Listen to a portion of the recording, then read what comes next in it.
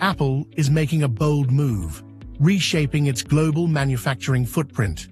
After decades of relying on China, the tech giant is now shifting a large part of its production to India and Vietnam. But why? And what does it mean for you, the consumer, and the future of tech? At the heart of this decision is geopolitics.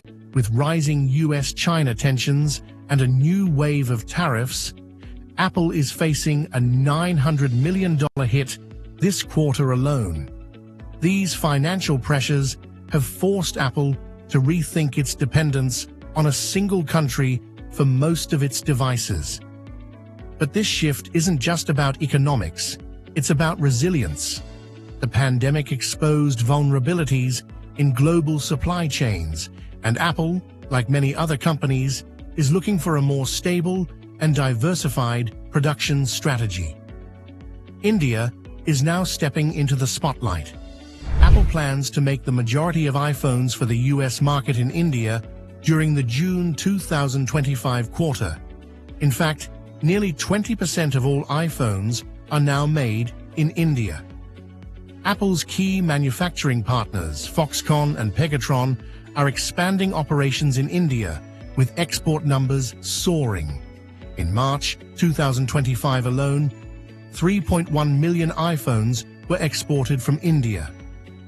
Meanwhile, Vietnam is becoming the go-to hub for Apple's other product lines: iPads, AirPods, MacBooks, and Apple Watches.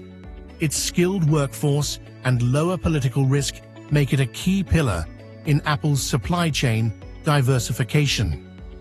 But this shift isn't without trade-offs.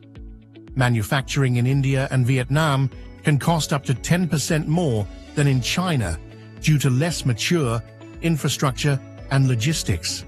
Still, Apple believes this is a price worth paying for long-term security and strategic flexibility. It's also a bet on the future of emerging markets, especially as India rises to digital and economic power.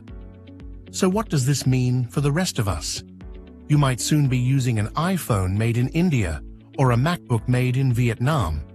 But more importantly, this marks a major shift in global tech manufacturing, and Apple is leading the way.